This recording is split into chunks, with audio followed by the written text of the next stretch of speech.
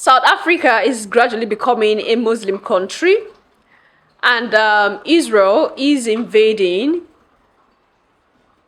Lesotho and Zambia. These are the informations we have for you today. Kings and Queens, Your Majesties, welcome back to the channel. Thank you so much for returning. Trust you and yours are well, and you're loving yourself and others like always. Many thanks to all of you for the support you give to the channel. Thank you so much to our channel members, to our anonymous supporters, to all of you my subscribers. You're loved, celebrated, and of course appreciated. These are not my words. These are from the information that I'm going to bring to you today. You listen to them and leave your thoughts and opinion there at the section. We are all aware of the recent happenings in South Africa, how over 153, some say 160, some say 153. Anyway, over 153 Palestinians landed in South Africa after I think they were rejected. They went to Kenya and were rejected, and they landed in South Africa. And initially they were left there for some time. There was a little bit of some commotion here and there because the government has seen they're not aware, and then later on they were allowed in. And according to South Africans, this is not proper way to bring in people into the nation, and I support that.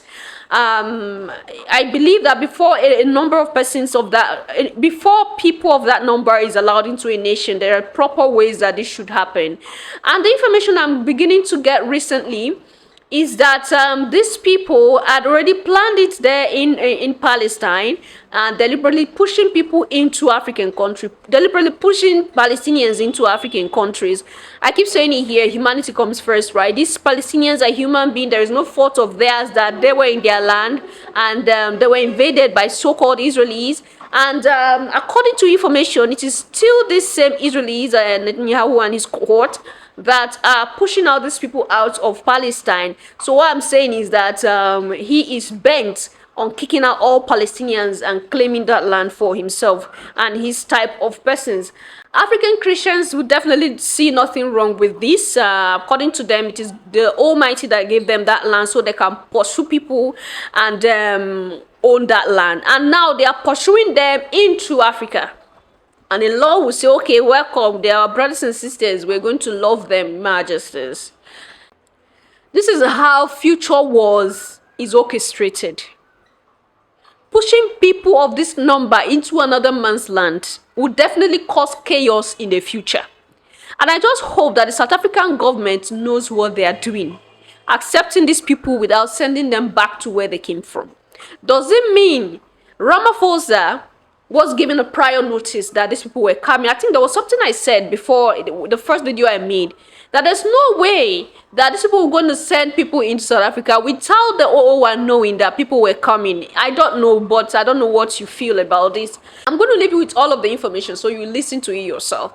And there are some activists, analysts rather, who are saying that this number of people that are coming is a plan, that they want to Islamize South Africa. They want to turn South Africa, turn South Africa into an Islamic nation, and they'll push for the Sharia law, and a lot of things will begin to happen. You will listen to him say what he say, and of course you will listen to the information of how Israel is invading Lesotho and Zambia with drones. According to him, that Israel has been monitoring Lesotho and Zambia with drones. And I just hope that they are not doing all this monitoring with the hope that they're going to push more Palestinians into Lesotho and Zambia. I don't know what's going on here. Why do we have a union when all this will still keep happening? We have a sovereignty, we have a union who should see to our affairs. They should have brought down those drones that have been roaming around Lesotho and Zambia. Why is it allowed to roam about?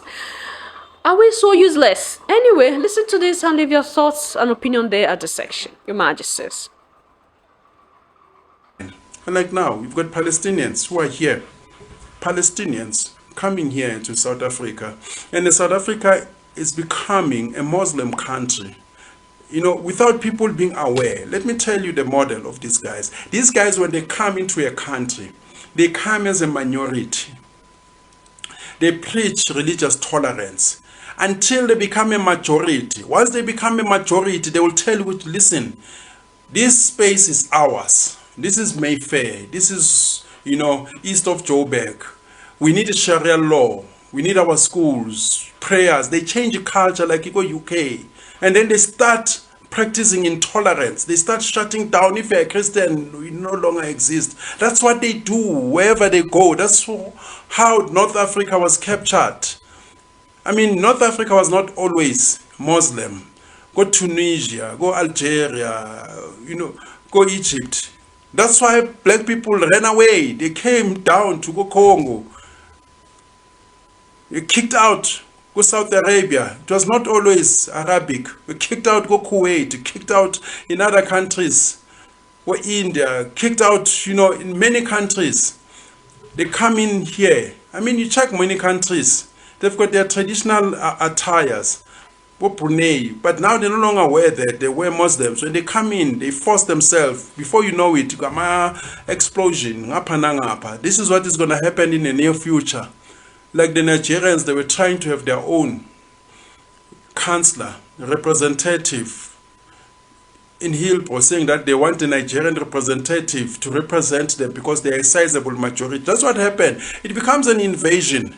And these guys don't care because they know which border they've got bodyguards. Malima, they've got bodyguards where they stay and they say open borders. They've got bodyguards. And that's why, I'm tough on these leaders. And people saying, Ike, you hate these guys. No, I'm telling the truth because minions don't see what is happening. Let me tell you about the Arabs. The Arabs, these Muslim guys coming from Palestine, they jump all the countries. They come to South Africa like all these foreigners. I mean, you must go to a country close to you. If you're a refugee, you cannot jump, you come from India, Pakistan, you jump Somalia, you jump Kenya, you come here. No, and when you come here, we ask, where's your wife? Where's your children? You're a refugee as a man. Like they go to Europe, it's only young men taking over. The Palestinians, they were accommodated in Kuwait around, post 48, 1948. These guys, when they came in there, the PLO, they started antagonizing Israel and also siding with Saddam Hussein. It became worse, in the 90s when Saddam Hussein took over Kuwait. They sided with the enemy, the same way as the Hyksos in Egypt sided with the enemy. The Hyksos are the people that we are told that they are the chosen people. People stole their identity. There were people called the Hyksos who were in Egypt historically. So these guys, they sided with Saddam Hussein. And then after the war, or after Saddam Hussein retreated, Kuwait said, hell no, we are expelling these guys. They expelled 200,000 of Palestinians. They went to Jordan. Nabo Arafat, when they came to Jordan, they did exactly what they usually do. They started to attack. Israel is going to attack back. And then Jordan realizes, no man, we are suffering. Tina, we don't have a problem that much in Israel. It's not our war. And then they started fighting the people of Jordan. They started, fighting, wanting to take over Jordan. They were expelled again. They went to Lebanon. Lebanon hasn't recovered. Namabafika Lebanon, they attacked. They wanted to take over. Wherever they've been accommodated, they want to take over. In Egypt, they came there, they wanted to take over. That's why Arab people don't want them. Egypt raised borders high. Nobody wants Palestinians. And people saying, how come Arab countries don't want them? Because when they are there, they want to take over. Saudi Arabia doesn't want them. Syria doesn't want them. Nobody wants them. Libya don't want them. Algeria don't want them. Because whenever they come in, they start plotting. Even Manje, South Africa is a playground. All these guys like about Al-Qaeda, they were once here plotting. We've got Cyprus Mafia, Serbian Mafia, Jerusalem Mafia. We've got all these mafias. Even wannabe Nigerian mafias coming here plotting, using South Africa, as a playground. And then what does it say about our currency? It's affecting us internationally. Our passport is no longer respected because we keep on allowing everyone under the pretense that South Africa belongs to everyone. And then our courts now, they are interpreting the constitution literally to say everyone. Everyone doesn't mean everyone. It means a South African. They must put context to that. But that's not happening. So these guys, they are sacrificing this country. And you've got misleaders Julius Malema, bo Musi Maimane, bo Zile, bo Mashaba. I'll tell you, Herman Mashaba, he doesn't have a problem with illegal foreigners. He says document them. We don't have a problem of documentation, because what happens if Nigeria, they send 15 million?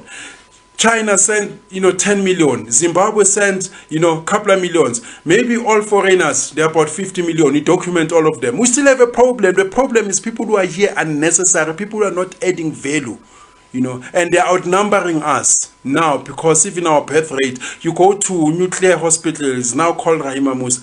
What's the name here, nuclear hospital? Is it nuclear? These guys, when they're coming here, they're taking over. I mean, Bomusi Maimane, one useless guy is always criticizing Tutula because he's a liberal. These are guys who are parachuted into our politics. Uyambona ukuthi uMusi Maimane akanabukasi. Indoda enamakheves ufana naloba bathi umaphorisa. Indoda enamakheves uyabona ukuthi akazange adlala idisk, akazange yenzeni, yabo. Lezi sifaka igibe eshayinayo. Ambo Zile, he is power globalist. Doesn't have a problem with illegal foreigners. And this is where I have an issue, especially the white constituency. The white constituency, great as, they are in South Africa, creating jobs, but when it comes to patriotism, they prefer these foreigners. I don't know whether because they are cheaper, but it is the very same foreigners who are killing them. There was these two ladies some time ago. I think they own a franchise, the Ocean Park Basket. A foreigner. Bokori Sanders. South Africans don't have that culture of killing people. Even during apartheid, they never resorted to that. It will be one incident after a long time. Nakhona bekumana think ukuthi yo ubulala umlungu. Yabo, Joshua the death sentence. So they employ these guys kuma farms. Most farms are Turks. It's Zimbabweans, Mozambicans, and then they say blacks are killers. Blacks are not the same. There's a South African black and the African black from Bujumbura. We are not the same. We don't observe the same things. We're different. You check about Western Cape. These guys, they want a soft life that did not work for. And then they will come and say, no, it's blacks who are killing us. Yeah, maybe the blacks of the ANC are different because they lived in Zambia, in Tanzania for a long time. They've assimilated to their cultures. But here, us who are here, we are different. Israel has invaded Zambia and Lesotho through drones.